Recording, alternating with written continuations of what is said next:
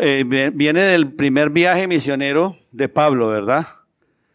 Recordemos que él viene de recorrer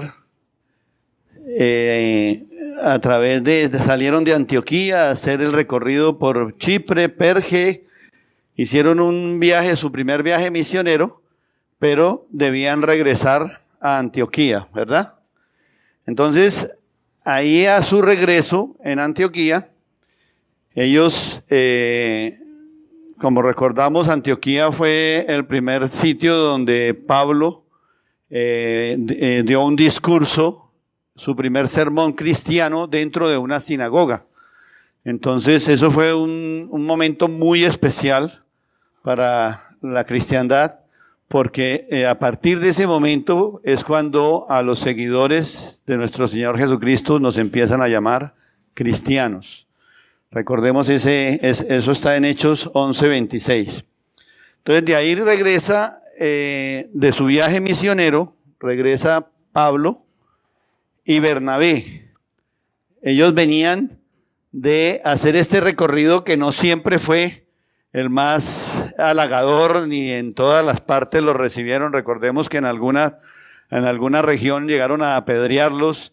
Ellos salieron sacudiéndose los pies como lo ordenaba la palabra, pero aún así ellos regresaron por la misma vía. Cuando todo el mundo pensaba que si a ti no te reciben bien aquí, pues tú no quieres regresar. Ellos llegaron hasta Derbe y luego regresaron buscando la misma vía, sin embargo, para llegar a Antioquía. Cuando llegan a Antioquía, ahí vuelven a reunirse. Ellos en todo momento, ellos aprovechaban cualquier momento siempre para llevar el mensaje, ¿verdad? Llevar las buenas nuevas de salvación. Entonces, cuando regresan a Antioquía, recordemos que ahí estaban, la gran mayoría eran gentiles. Muchos de ellos que ya habían creído, cuando Pedro les llevó el mensaje, muchos de ellos creyeron. Y a partir de ese momento, cuando Pablo llega a Antioquía, pues esperaba encontrar un ambiente mucho más cálido, mucho más agradable para continuar la obra. Sin embargo, en ese momento, desde Judea, aquí cerca en Jerusalén, hay un grupo de judíos, de fariseos, que llegan a Antioquía también en ese momento, pero ellos llegan con un propósito, que es esperaban que esos gentiles cumplieran la ley de Moisés para poder ser considerados hijos de Dios. Entonces, fíjese que ya Pablo y Bernabé venían de hacer este recorrido enseñando la palabra de que todos podemos ser hijos de Dios si creemos, aceptamos a nuestro Señor Jesucristo y creemos, ¿verdad? Entonces, venían de hacer ese recorrido y cuando llegan aquí se encuentran con un grupo que había venido de Judea a insistir en las leyes. Eran que tenían que ir circuncidados, tenían que cumplir toda la ley para poder ser hijos de Dios. Entonces, en ese momento ahí empiezan un choque entre Pablo, Bernabé, con este grupo de judíos y empieza a haber esos problemas.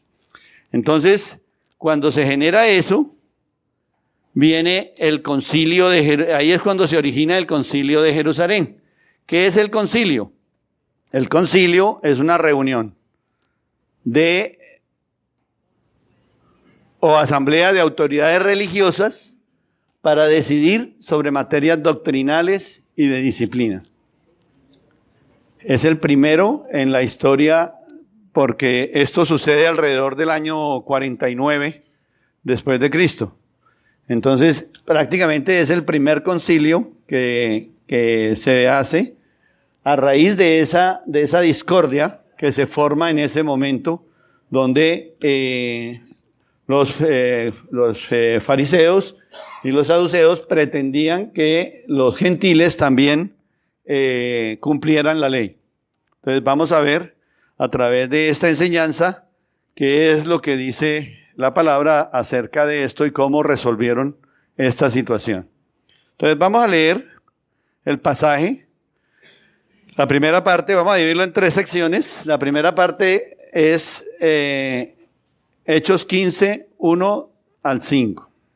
Y dice: algunos que habían llegado de Judea a Antioquía se pusieron a enseñar a los hermanos: a menos que ustedes se circunciden conforme a la tradición de Moisés, no pueden ser salvos. Esto provocó un altercado y un serio debate de Pablo y Bernabé con ellos. Entonces se decidió que Pablo y Bernabé y algunos otros creyentes subieran a Jerusalén para tratar este asunto con los apóstoles y los ancianos. Enviados por la iglesia, al pasar por Fenicia y Samaria, contaron cómo se habían convertido los gentiles. Estas noticias llenaron de alegría a todos los creyentes. Al llegar a Jerusalén, fueron muy bien recibidos tanto por la iglesia como por los apóstoles y los ancianos, a quienes informaron de todo lo que Dios había hecho por medio de ellos. Entonces intervinieron algunos creyentes que pertenecían a la secta de los fariseos y afirmaron: es necesario circuncidar a los gentiles y exigirles que obedezcan la ley de Moisés. En este cuadrito podemos ver resumido cuál era el problema, ¿verdad? Aquí está. Esto sucede entre los primeros cristianos. Muchos de estos judíos ya habían aceptado a Cristo. Muchos de ellos ya lo aceptaban, pero la polémica estaba alrededor, era de si se debía cumplir la ley o no se debía cumplir la ley. Entonces, era una corriente que venía de Jerusalén y la otra que era de Antioquía de Siria. Estos eran de origen pagano y estos eran el pueblo judío, eran de origen totalmente judíos. A estos lo representaban en ese momento Pablo y Bernabé, y del otro lado enviaron a unos representantes de ellos, de nombre, comandados por uno de ellos que era Santiago, el que los lideraba. Esto generó un conflicto que se basaba en que había que obligar a las personas de origen pagano que los que se quisieran hacer cristianos a cumplir las leyes judías, por ejemplo, la circuncisión. Ese era, en realidad, el problema. Todo esto sucede alrededor del año 49 después de Cristo, como lo anotamos inicialmente. Pero esta obra de los gentiles había empezado mucho antes, ¿verdad? Había empezado, recordemos que cuando los apóstoles y los cristianos tienen que salir de Jerusalén por la persecución después de la muerte de Esteban, ellos se dispersan y algunos de ellos van a Samaria. Pedro y Pablo recibe la orden, ellos se van hacia el norte, hacia Samaria, y ahí empiezan a llevar la palabra. Ellos son los primeros que reciben el mensaje. Acuérdense que era un pueblo que era rechazado, era un pueblo que no lo consideraban puro, y sin embargo ahí empieza a llegar la palabra de Dios.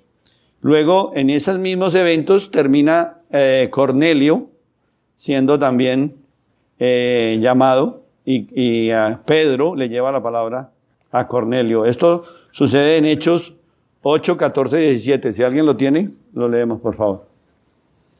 Bueno, yo lo tengo aquí. Cuando los apóstoles que estaban en Jerusalén se enteraron de que los samaritanos habían aceptado la palabra de Dios, les enviaron a Pedro y a Juan.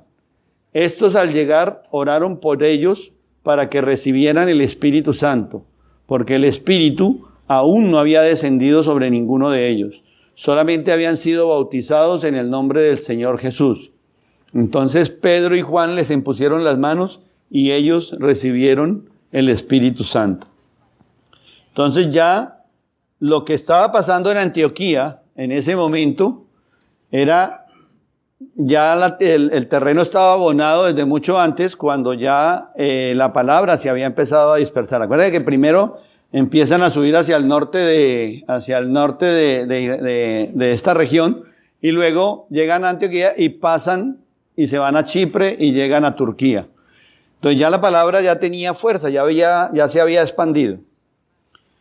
Entonces Pedro, escuchando de la llegada de Pablo y Bernabé a Antioquía, él se desplaza hacia allá para hablar con Pablo y Bernabé, a recibirlos. Y les escucha toda la historia de cómo ellos habían llevado la palabra, cómo Dios los había utilizado a ellos para llevar el mensaje hacia los gentiles. Y definitivamente Pedro está de acuerdo con ellos en todo. Pero en ese momento la mayoría, como dijimos, de los habitantes de Antioquía eran gentiles. Y Pedro se sienta con ellos a la mesa, a pesar de que ellos no cumplen todos los rituales. Había una ley también judía, que era el lavamiento de las manos. Eso era sagrado para el judío, pero para los gentiles no tenía trascendencia. Entonces Pedro se sienta a la mesa con ellos a pesar de que no cumplen todos los rituales. Como todo lo que pasa, esas noticias le llegan a los judíos en Jerusalén, a las corrientes de los saduceos y los fariseos, que eran los que guardaban la ley. Entonces ahí empiezan ellos a sentirse incómodos también con esa posición de Pedro. Entonces lo mandan. Esa ala farisea de la iglesia estaba disgustada, estaban dispuestos a condenar todo, incluyendo a Pedro, que no les ofrecía garantía como delegado de ellos allá en Antioquía. Entonces esa ala farisea se empieza a incomodar por las actitudes de Pedro y como a familiarizar con los gentiles sin el cumplimiento de la ley. Entonces, por esa razón, ellos deciden enviar a esos representantes que llegan allá a Antioquía y ya llevaban un propósito específico, que era exigir a los gentiles, decirles que pues ellos no se podían considerar hijos de Dios porque no estaban cumpliendo la ley. Vamos, entonces, estos fariseos, cuando llegan a Jerusalén, desconocen la labor de Pedro. O sea, todo ese trabajo que Pedro había hecho antes con Cornelio, con los samaritanos, toda esa parte ellos la desconocen. Y muchos de ellos venían, los fariseos venían firmes, pegados a la palabra, tratando de demostrar de que la ley nunca había sido derogada por Jesús. Y vamos a verlo ellos tratan de confirmarlo con estas citas bíblicas. Vamos a ver Mateo 3:15, por favor, si alguien me ayuda.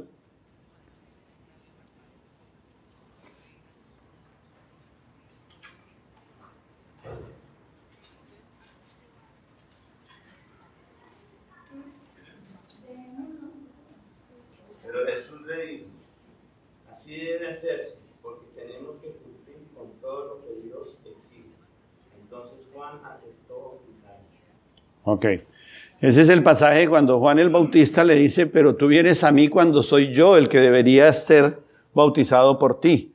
Entonces él le dice que todo debe cumplirse. Entonces, fíjese cómo los fariseos agarraban frases de nuestro Señor Jesucristo para decir: Él dijo que todo hay que cumplirse, entonces todos debemos cumplir todo. Era tratar de aprovechar eran tan legalistas que se iban a esa sin ponerlo en contexto. Se iban a esas frases sin ponerlas en contexto. Miremos ahí adelantico 5:17. No malinterpreten la razón por la cual he venido. No vine para abolir la ley de Moisés o los escritos de los profetas. Al contrario, vine para cumplir sus propósitos. Yo les digo la verdad, hasta que desaparezcan el cielo y la tierra, no desaparecerán ni el más mínimo detalle de la ley de Dios hasta que sus propósitos se cumplan. Ok, y en Mateo 19:17.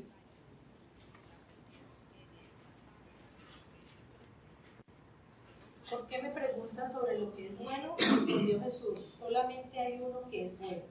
Si quieres entrar en la vida, obedece los mandamientos. ¿Cuáles? Preguntó el hombre. Contestó Jesús, no mates, no cometas adulterio, no robes, no presentes falsos testimonios. Ok. Bueno, entonces de esta manera los fariseos trataban de convencer a los gentiles en Antioquía que ellos, la ley estaba vigente para todos y ellos debían cumplirla. Entre esos, la circuncisión. Todos debían ser circuncidados. Por esta desaveniencia se dispuso entonces que subiesen Pablo y Bernabé a Jerusalén. Fíjese un detalle aquí importante, y es que se genera un problema, se genera un conflicto, pero de alguna manera van en búsqueda de una solución. Entonces ahí es donde dice, bueno, esto ni ustedes ni nosotros lo vamos a poder resolver aquí, vamos a resolver esto a Jerusalén. Entonces enviemos a un representante de los gentiles, en este caso llevaban la vocería de ellos, Pablo y Bernabé, hacia Jerusalén, a reunirse con la clase sacerdotal de Jerusalén. Ahí es cuando se va preparando el primer concilio o la primera reunión de autoridades eclesiásticas. Los temas a discutir, bueno, ya los vimos ahí en 15:1-5. Dice, se dispuso que subiesen Pablo y Bernabé a Jerusalén y algunos otros de ellos a los apóstoles y los ancianos para tratar esta cuestión. Entonces, era que este grupo subiera a reunirse con los apóstoles y los ancianos en Jerusalén para que de ahí se resolviera el conflicto. Pero iban a Jerusalén para resolver el problema judío y dar concluida esta controversia. A través del recorrido que hacen ellos desde Antioquía, dice también en el mensaje, nos recuerda que ellos iban tan tranquilos y tan convencidos de lo que estaban haciendo era lo correcto, que a medida que van pasando por toda la región hasta que llegan a Jerusalén, acuérdense que esa época era caminadas largas, eran periodos bastante largos. Ellos no dudaban en ningún momento de llevar la palabra donde ellos llegaban. Este versículo dice que ellos por donde quiera que iban llevando la enseñanza. O sea, era la tranquilidad que tenían ellos de saber que ellos estaban haciendo lo correcto, lo que Dios les había mandado. Entonces, cuando llegan a Jerusalén, también contrario a lo que se podría esperar, que ellos de pronto tuvieran un rechazo o algo, como ya los emisarios se habían puesto en contra de ellos esperaban encontrar en Jerusalén también un ambiente hostil. Contrario a eso, cuando entran a la asamblea, los apóstoles y los ancianos los reciben muy bien, dice el versículo que lo recibieron alegremente y les dan la bienvenida. O sea, era un ambiente propicio para conversar. O sea, de ahí se empezó a sentir ese momento de esa reunión, que no era una reunión realmente hostil, ni era un juicio hacia ellos, sino era una reunión con el ánimo de buscar una solución.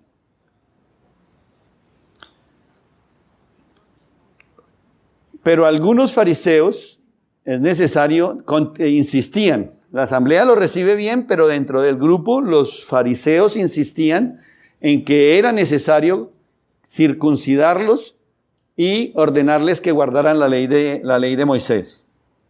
Ellos no aceptaban que eran cosas que Dios había hecho con ellos mismos.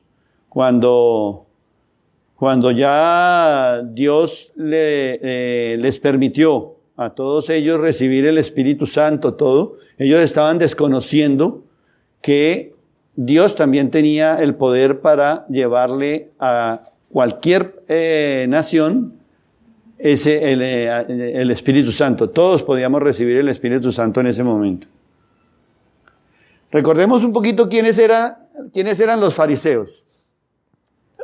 Los fariseos eran un grupo religioso judío que en ese momento compartían, digamos, el poder religioso, el poder político en Jerusalén, entre ellos y los saduceos. Tenían diferencias importantes entre ellos. Los saduceos eran más, digamos, aristocráticos. Ellos eran más de la alta sociedad, contrario a lo de los fariseos, que eran más gente del común. La mayoría de ellos era de clase media. Y por eso, en esa relación entre los saduceos y los fariseos se caracterizaban por tener más contacto con el pueblo. Y por ende tenían apoyo del pueblo.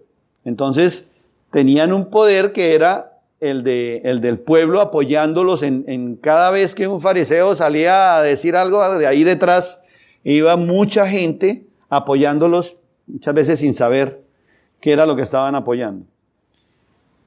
Ellos aceptaban la palabra de Dios, o sea, ellos hay que reconocer que ellos guardaban la palabra, pero también se fueron mucho por las tradiciones orales, aceptaban las tradiciones orales, o sea, siempre se ha hecho así, siempre se hizo de esta manera, y de pronto en alguno de esos momentos se desvió en algo, entonces, aunque no estuviera en la palabra, ellos lo aceptaban.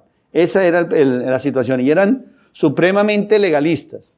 O sea, ellos con todo, como vimos ahorita, ellos se pegaban de cualquier frase, cualquier versículo dentro de la Biblia para decir, esto hay que cumplirlo. Entonces, vamos a ver en el desarrollo de la charla cómo Dios fue cambiando eso también a través de la palabra. O sea, no es que nos vayamos a desviar en ningún momento. Entonces, recordemos que eran hombres de negocio y tenían mucho contacto con el hombre común. Eso les daba poder, ¿verdad?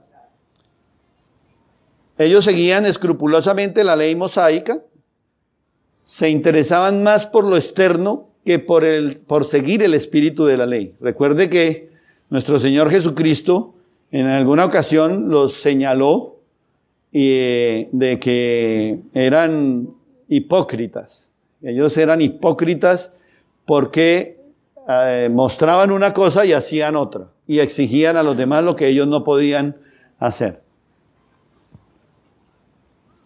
Entonces, nosotros como cristianos no debemos permitir que nuestra relación con Dios sea basada solamente en asuntos legales. O sea, nuestra relación con Dios tiene que ser algo muy personal, algo de convicción, sabiendo que tenemos el Espíritu Santo para que nos guíe.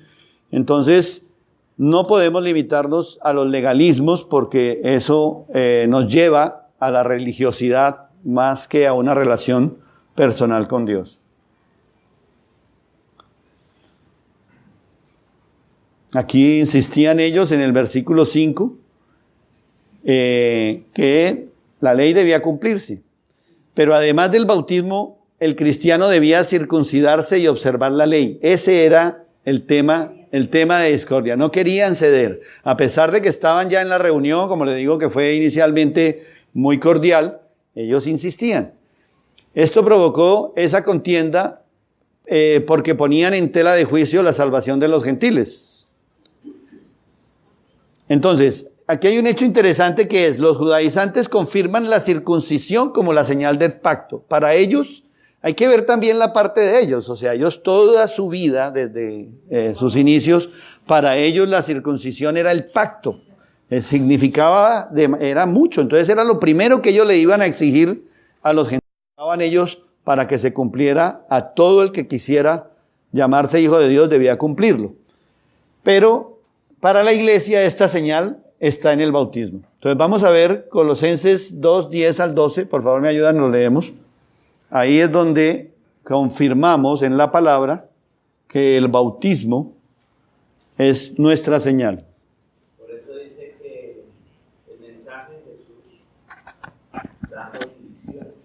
Sí. División de, por ejemplo, esto, que aquí en esta versión habla ya la secta de los fariseos, la secta de los fariseos. Entonces ellos querían cumplir que todo fuera fiel a la letra más del cristianismo. Entonces ahí es donde nos da cuenta lo que Jesús mismo dijo, ¿no? El mensaje traía división. Que iba a traer división. Bueno, ¿alguien tiene Colosenses 2, 10, 12?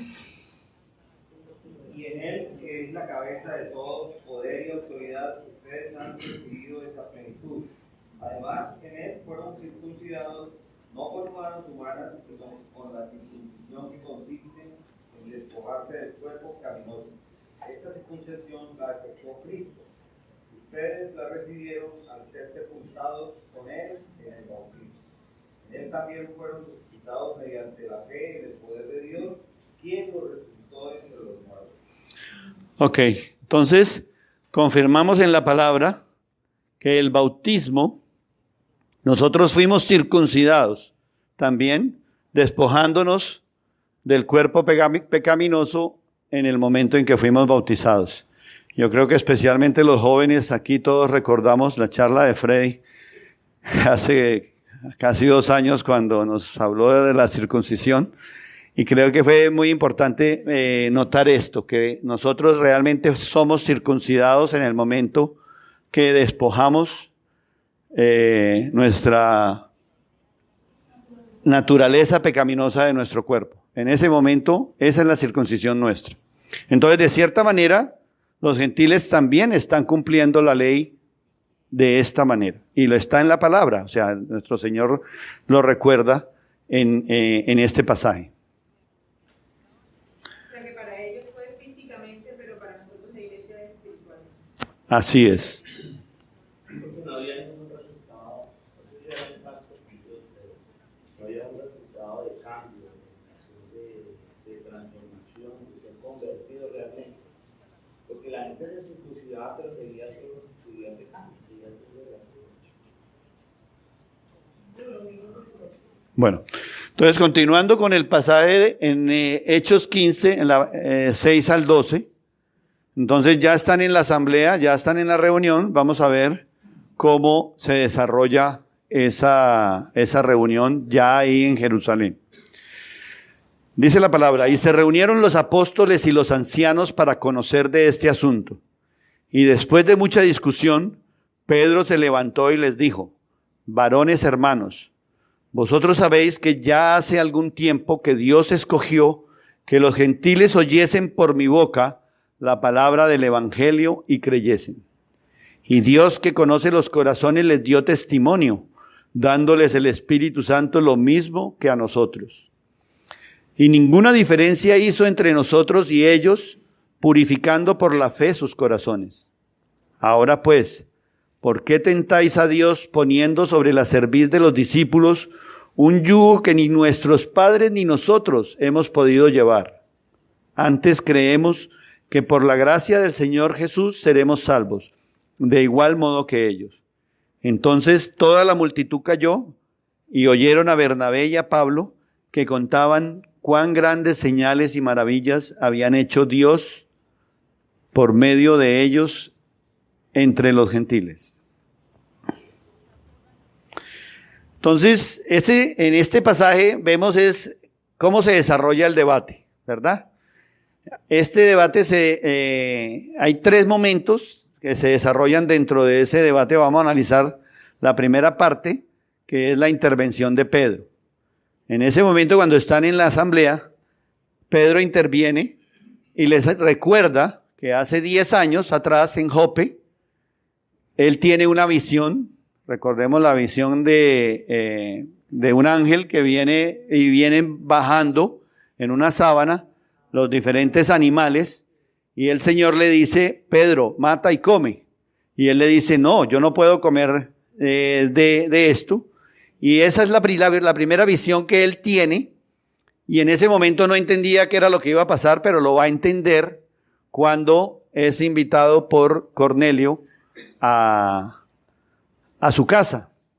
Entonces, en ese momento va a entender de que lo que Dios purifica no lo debe despreciar el hombre.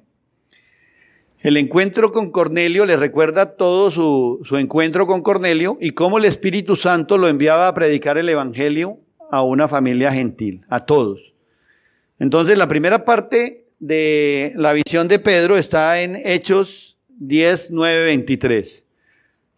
Vamos a seguir un poquito adelante. No sé, o quieren recordarla. Esa ya no la recordamos. Vamos a seguir. Entonces, Pedro tiene la visión y luego es llamado por Cornelio, ¿cierto? Hay un ángel que le dice que van a venir a buscarlo y que él debía ir a esa casa. Cornelio también recibe a un ángel que le dice que debe ir a buscar a Pedro para que venga a su casa. Ahí se confirma todo y cuando él llega a la casa de Cornelio, recordemos cómo es recibido. No solamente por él, ya Cornelio había reunido a mucha gente y en ese momento es cuando los gentiles empiezan a recibir el mensaje del evangelio. Sin embargo, Pedro, acordémonos que en ese momento ya había sido también cuestionado por los judíos, ya había sido cuestionado por los fariseos, la clase, y había sido llamado a explicar lo que había pasado. Entonces, eso sí vamos a mirarlo en Hechos 11, 1 al 18.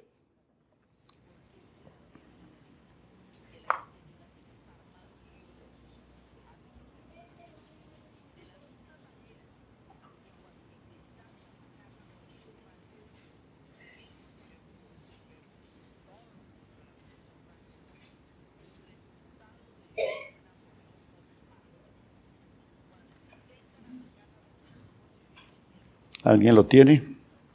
Sí. Oyeron los apóstoles y los hermanos que estaban en Judea, que también los gentiles habían recibido la palabra de Dios. Cuando Pedro subió a Jerusalén, disputaban con él los que eran de la circuncisión, diciendo: ¿por qué has entrado en casa de hombres incircuncisos y has comido con ellos? Entonces comenzó Pedro a contarles por orden lo sucedido, diciendo: estaba yo en la ciudad de Jope orando y vi en éxtasis una visión, algo semejante a un gran lienzo que descendía y que por las cuatro puntas era bajado del cielo y venía a mí. Me fijé en él los ojos, consideré y vi cuadrúpedos terrestres, piedras, reptiles y aves del cielo. Y oí una voz que me decía: levántate, Pedro, mata y come. Y dije: Señor, no, porque ninguna cosa común o inmunda entró jamás en mi boca. Entonces la voz me respondió del cielo por segunda vez: lo que Dios limpió, no lo llames tú común. Y esto se hizo 3 veces y volvió todo a ser llevado arriba al cielo. Y aquí luego llegaron 3 hombres a la casa donde yo estaba, enviados a mí desde Cesarea.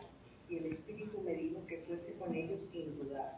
Fueron también conmigo estos 6 hermanos, y entramos en casa de un varón, quien nos contó cómo había visto en su casa un ángel, que se puso en pie y le dijo: envía hombres a Jope y haz venir a Simón, el que tiene por sobrenombre Pedro.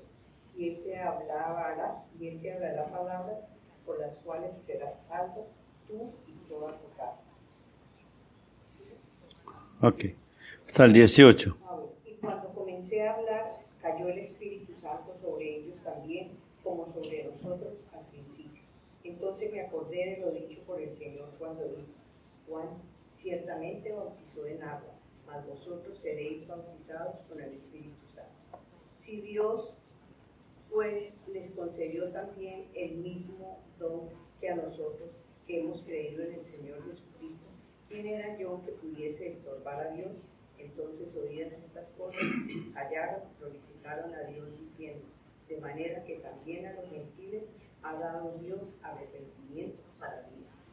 Fíjese que en esa última parte del versículo, en la parte 18, son ellos mismos, son los judíos los que están reconociendo de que con el haberle entregado, Dios mismo les dio el Espíritu Santo a los gentiles.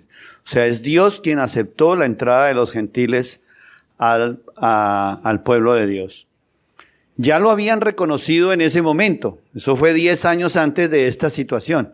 Entonces, lo que hace Pedro en ese concilio, en esa asamblea, es recordarles ese hecho. O sea, Él les está diciendo, recuerden lo que hicimos hace 10 años y ustedes mismos lo reconocieron de que el Espíritu Santo había llegado a los gentiles y que había sido obra de Dios. Ese es el argumento que tiene Pedro en ese momento en la reunión. Es Dios quien aprobó el ingreso de los gentiles a la iglesia. Mientras Pedro estaba, bueno, esta es la última parte. ¿Acaso puede alguien negar el agua para que sean bautizados estos que han recibido el Espíritu Santo lo mismo que nosotros? Este es Hechos 10, 44, 47. Dios acepta a personas de cualquier nacionalidad u origen con tal que le teman y obren justicia. También está en la palabra. Dice en Hechos 10, 35, sino que en toda nación Él ve con agrado a los que le temen y actúan con justicia. Entonces es una confirmación más de que Dios acepta a todas las naciones. Y por medio del Espíritu Santo las incorpora a la familia de Dios. Entonces la defensa de Pedro se centró en que ninguna diferencia hizo entre nosotros y ellos. O sea, no había ninguna diferencia entre el pueblo judío y los gentiles. Esa era la teoría que tenía Pedro en ese momento. Dios elige a su pueblo, le da el Espíritu Santo y purifica sus corazones. Eso es lo que nosotros vivimos, lo que nosotros hemos experimentado hasta hoy. Fíjate que esta era la iglesia del primer siglo y ha estado acompañándonos esos mismos principios hasta ahorita. Y nosotros recibimos a través del bautismo, recibimos el Espíritu Santo y hoy ese Espíritu Santo mora en nosotros. Entonces, preguntaba Pedro, ¿por qué hemos nosotros de poner condiciones que Dios mismo ha descartado? O sea, él les decía, no debemos imponerles más porque Dios lo había descartado. Miremos, por ejemplo, en Mateo 23, 4 decía Jesús, hablando de los fariseos, decía, atan cargas pesadas y las ponen sobre la espalda de los demás, pero ellos mismos no están dispuestos a mover ni un dedo para levantarlas. Después de esto es que los llama hipócritas. Al final del versículo que leímos, el último versículo que leímos en la palabra, también hablaba de que terminando Pedro, entonces viene la segunda parte del debate, que es cuando entra Bernabé y Pablo. Entonces ya Pedro hizo su defensa, entonces ahora viene Pablo y Bernabé a hacer lo suyo.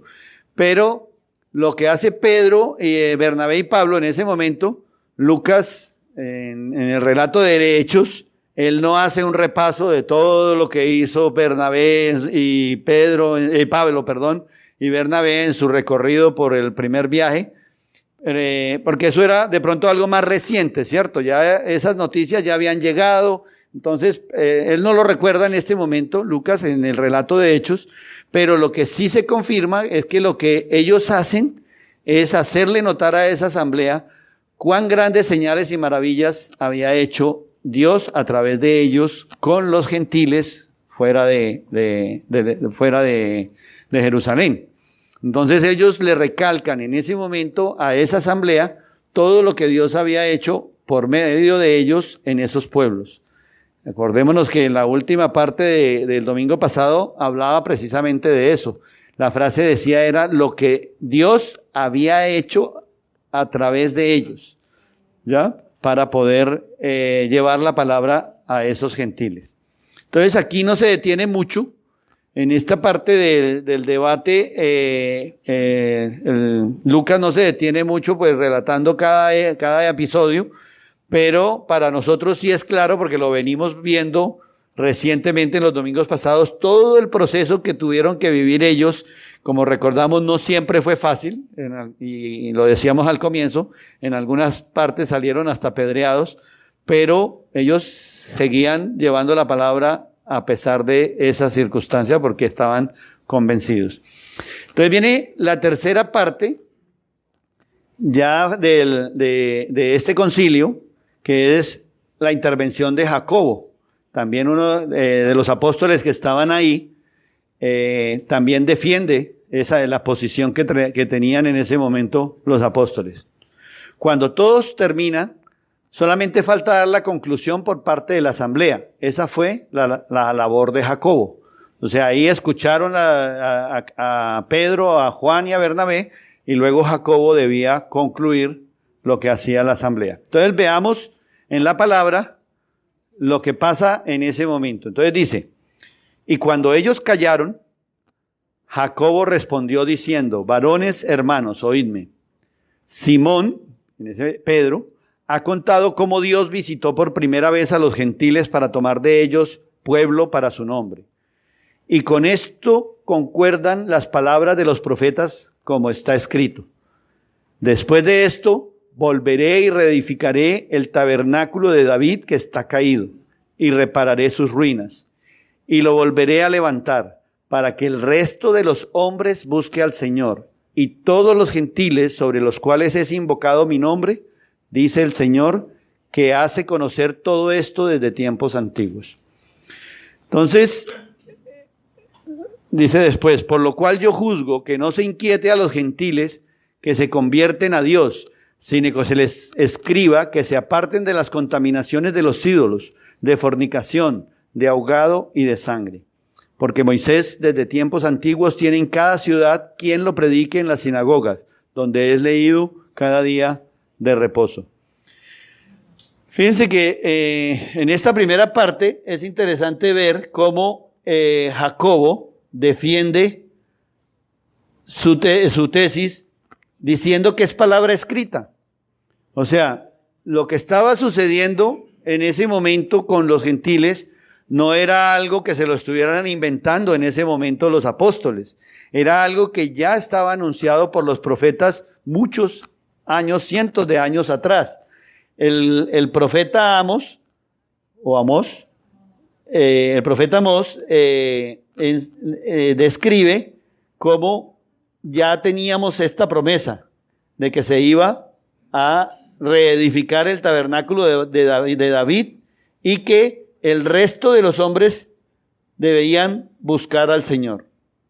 Y todos los gentiles, o sea, ya estaba escrito en la palabra que los gentiles podían llegar a ser pueblo de Dios.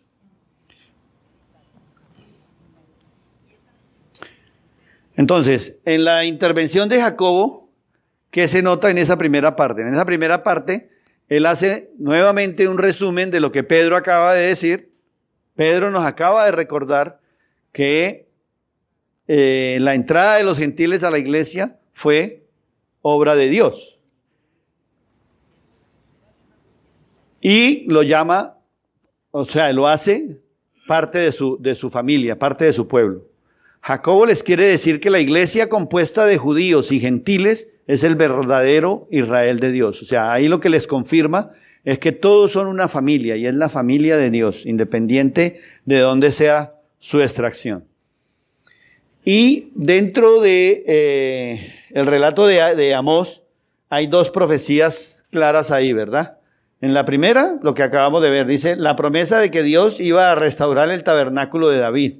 Eso para nosotros, la confirmación está en la resurrección de Cristo, que era linaje de David, ¿verdad?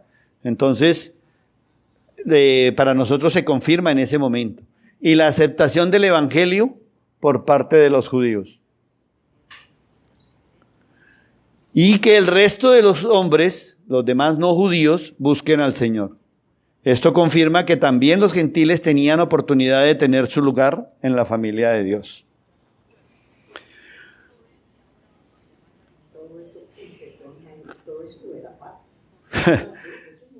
En ese momento, siglos y siglos con eso, inclusive cómo hacía la gracia, ¿qué es la gracia?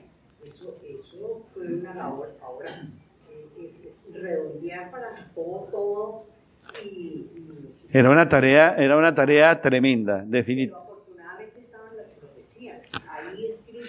Es que esa era la parte, yo creo que más valiosa, O sea, porque fíjate que ellos se apoyaban precisamente en la palabra escrita. O sea, ellos decían, aquí está, aquí lo teníamos ya como una promesa años atrás, cientos de años atrás, y era una confirmación de que esa promesa se estaba cumpliendo.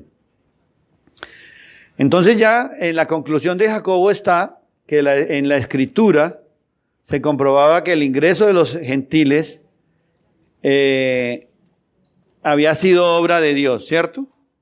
Y que coincidía en todo lo que Pedro y Juan y Bernabé habían expuesto a la asamblea. O sea, yo estoy de acuerdo con lo que ellos están diciendo, estaba diciendo Jacobo, que era parte desde ese momento del Sanedrín, de los líderes de la iglesia. Yo juzgo que no se inquiete a los gentiles que se convierten a Dios. Esa es la última parte del discurso de Jacobo, donde ya él les dice que no se inquiete a los gentiles que se convierten a Dios, sino que se les escriba que se aparten de las contaminaciones de los ídolos, de la fornicación, del ahogado y de sangre. O sea, él les dice, debemos aceptarlos, pero no significa que no tengan que cumplir también algunos aspectos importantes de la ley.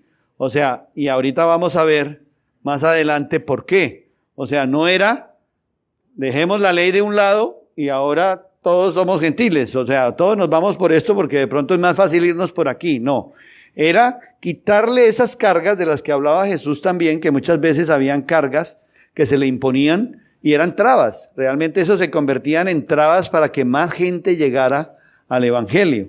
Entonces, lo que él sugiere en ese momento era de que no se les exigiera algunos asuntos de la ley, pero sí debían cumplir otros que eran supremamente importantes. Lo vamos a ver inclusive para la salud de ellos mismos. Entonces, la primera recomendación, explicada en el versículo 29, se refiere a tener cuidado de comer alimento ofrecido a los ídolos porque es idolatría. Entonces, la primera recomendación era, ok, los gentiles también pueden ser pueblo de Dios, pero tienen que dejar los ídolos de un lado. De eso sí no podían abrir mano. Entonces veamos en Hechos versículo 29, vamos a leerlo.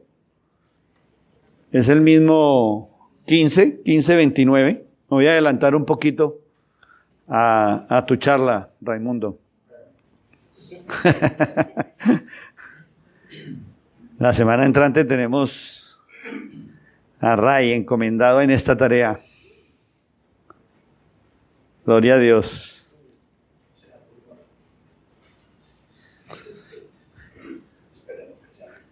¿Alguien lo tiene? 15:29. Sigue.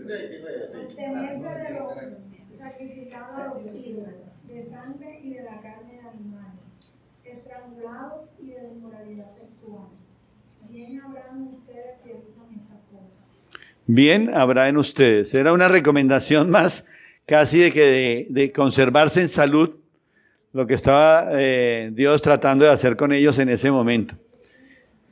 La segunda recomendación dice, los cristianos deben no solamente eliminar todo tipo de orgía sexual, sino además descartar matrimonios que estuvieran prohibidos. Eso también era cuidarlo en salud, porque donde lo agarre la esposa en adulterio no le iba a ir nada bien. Entonces, ¿verdad? En ese eran recomendaciones precisamente de alejarse de esa naturaleza pecaminosa que siempre nos ha acompañado. Entonces, no podían abrir mano de eso tampoco. Y la tercera y la cuarta recomendación son muy similares y se refieren a ahogar a un animal para alimento es comer con sangre. La ley de Moisés no autorizaba ni sangre ni animal estrangulado, por el principio de que la vida está en la sangre y la vida pertenece a Dios. Esa era la ley. La ley prohibía que se comiera animal que hubiera sido estrangulado o ahogado, porque era comer con sangre. Entonces, pero hay una frase que me pareció bien interesante y creo que aclara mucho esto. Este es un predicador anglicano británico Stott, dice, la abstinencia que aquí recomendada debe ser entendida no como un deber cristiano esencial, sino como una concesión a la conciencia de los otros. Entonces fíjese que era un momento donde debía respetarse también esa parte de la ley, pero no como si fuera una exigencia particular para los nuevos cristianos, los gentiles.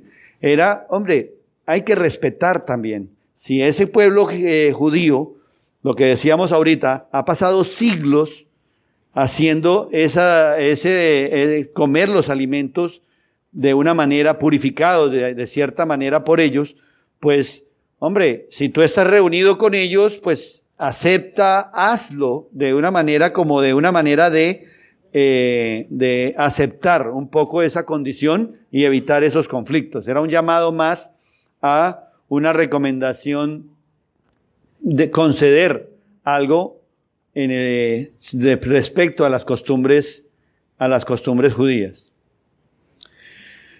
Entonces, las conclusiones del debate, estas 3 etapas del debate las podemos concluir así. En el versículo 12, cuando termina, dice que toda la asamblea quedó callada después de la intervención de Pedro.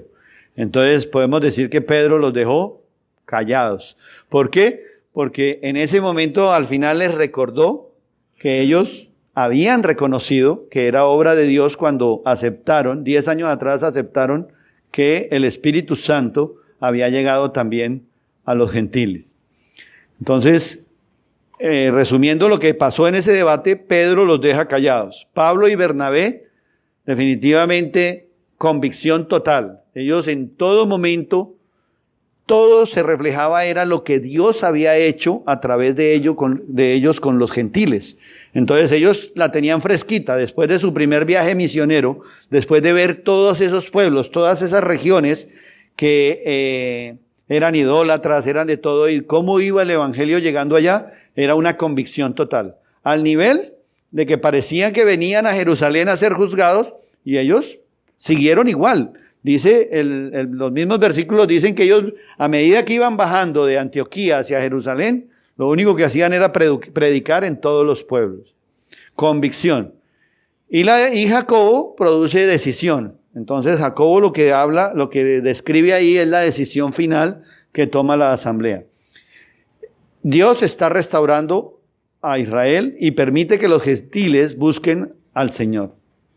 Entonces deben aceptarlo, pero con ciertas previsiones, lo que hablamos ahorita, que se resumen en no comer comida ofrecida a ídolos, no a la fornicación y no a ahogado y sangre.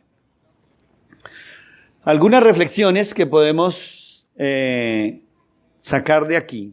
Primero, no debemos cerrar las puertas a nadie, ¿verdad? Esa es la primera conclusión. O sea, todos tenemos derecho a ser, a llegar a los pies de nuestro Señor Jesucristo, ¿ya? Todos, y los que hemos llegado tenemos la obligación de llevar ese evangelio a otros. O sea, no debemos ponerle trabas a nadie. Que porque no sé, sobre todo en muchos casos con nuestras propias familias, que porque es que adoran a la Virgen y no, entonces yo no les voy a hablar de Dios porque entonces ¿qué va a pasar conmigo?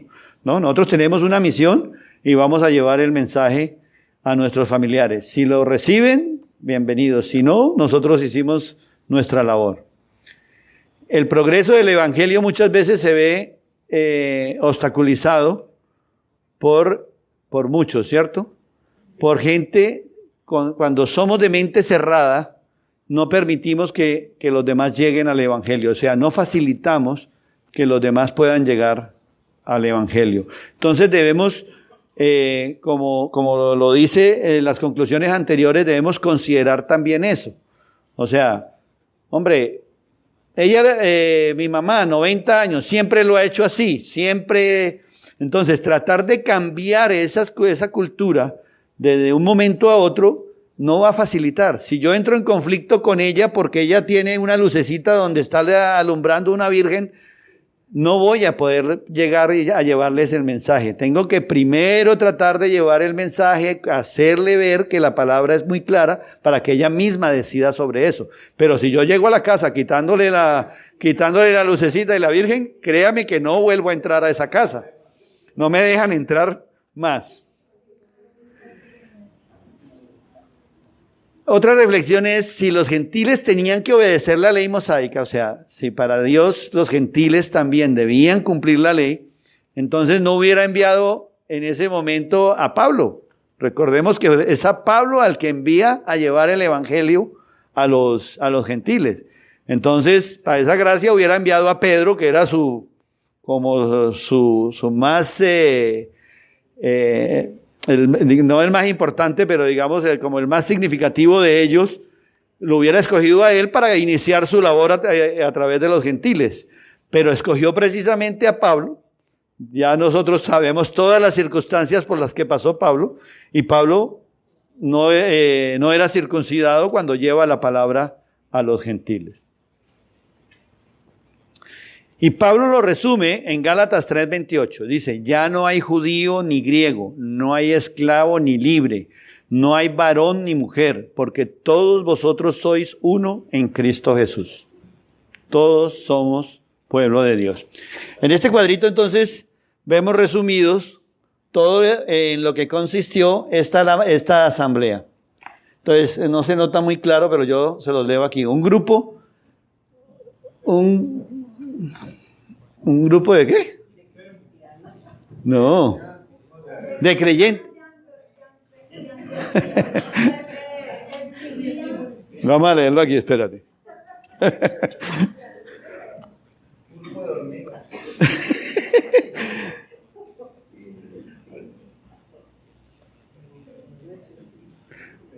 Un grupo de cristianos de Antioquía exigía la circuncisión a los que sin ser judíos se habían convertido al cristianismo. Del otro lado, la comunidad envió una delegación a Jerusalén para consultar el asunto con los apóstoles. Entonces, los apóstoles convocaron una asamblea y ese fue el primer concilio que se reúne. Entonces, por un lado, decía, es necesario hacerse judío. Decía que para ser hijo de Dios tenían que hacerse judíos. Y por lo tanto, para pertenecer al pueblo judío es condición para obtener la salvación de Jesús. Quien no sea judío debe circuncidarse antes o después de recibir el bautismo. Por el otro lado, entonces la teoría era, no es necesario hacerse judío. Dios no hace distinciones y concede la salvación de Jesús a todos, sea judíos o no. La circuncisión no es necesaria, basta recibir el bautismo, como lo vimos en la palabra.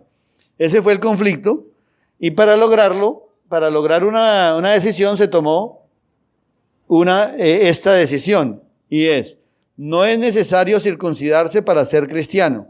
Dios concede a todos por el bautismo el don del Espíritu Santo y la fe. Sin embargo, conviene que todos cumplan algunas normas judías. Por ejemplo, no comer alimentos impuros y evitar los matrimonios ilegales. La asamblea, después de esto, que es la parte que viene la semana entrante, la asamblea escribe una carta a todas las comunidades cristianas explicando la decisión tomada y eligió a varios delegados para llevar a la mano la carta y comentarla entre otros. Esa es la decisión del primer concilio. Entonces, ya para terminar, vamos a ver resumir cuáles fueron las decisiones que se tomaron en ese concilio y al final ver qué es lo que Dios quiere enseñarnos a través de esta palabra, porque hasta ahorita pues hemos visto prácticamente es la historia de lo que pasó, cómo se desarrolló el debate, pero sí es interesante al final ver qué es lo que Dios quiere mostrarnos con esta palabra. El concilio en Jerusalén decidió, la salvación es por fe, sin las obras de la ley. Eso ya es claro para nosotros y eso es cierto. Era un cambio durísimo para este pueblo que había vivido por siglos cumpliendo la ley y haciendo todas las obras, ahora les dicen no, esa no es la manera, es solamente por fe que se llega a la salvación. Los ritos externos como la circuncisión son cargas innecesarias para el cristiano. Eso quedó claro ahí en ese concilio. Y los cristianos observarán la parte de la ley que les beneficiarán en la salud. Era lo que veíamos, que en la misma palabra les dice que eso se les ordena para cuidar su salud. Esto explica, a raíz de este concilio en Jerusalén se entiende por qué muchas costumbres y fiestas judías no eran observadas por el movimiento cristiano. Yo leí también ahí algo en relación al sábado y el domingo. Entonces decía que por esa razón, a partir de ese concilio, se entiende por qué no todos los cristianos guardan el sábado. Porque para los cristianos el día más importante es el día de la resurrección. Entonces nosotros consideramos el domingo, el día de la resurrección, como el día más importante. Entonces dice que eso explica por qué ante la ley, anteriormente la ley decía tienes que guardar el sábado. Pero para los nuevos cristianos, los gentiles, ellos eran más valioso el momento de recordar la resurrección. Y ahí es por eso es que nosotros, esta tendencia nuestra que viene arrastrada con el catolicismo también, es cuando se establece que el domingo es el día del Señor, el día de guardar. Sí, sí. Es que hay los mesiánicos también. Lo que pasa es que, no sé. Pero yo conozco judíos cristianos que dicen Ya.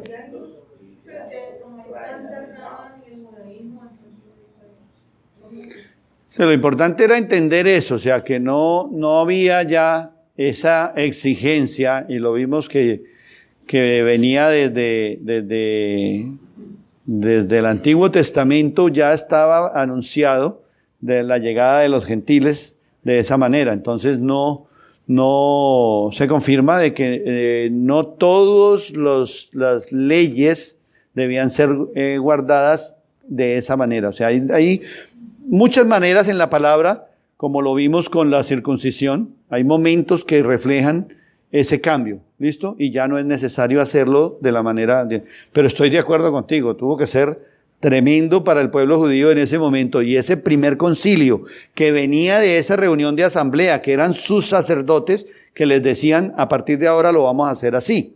Entonces, pero vamos a ver que era la intención de Dios, era precisamente darnos una enseñanza final, que es la que vamos a ver ahorita. Teológicamente, el Antiguo Testamento debe interpretarse a la luz del Nuevo Testamento y no al revés. Es lo que concluyen las conclusiones. Entonces, aquí vemos de una manera el mensaje es como darnos una guía. Dios nos está dando una guía de cómo debemos solucionar los problemas.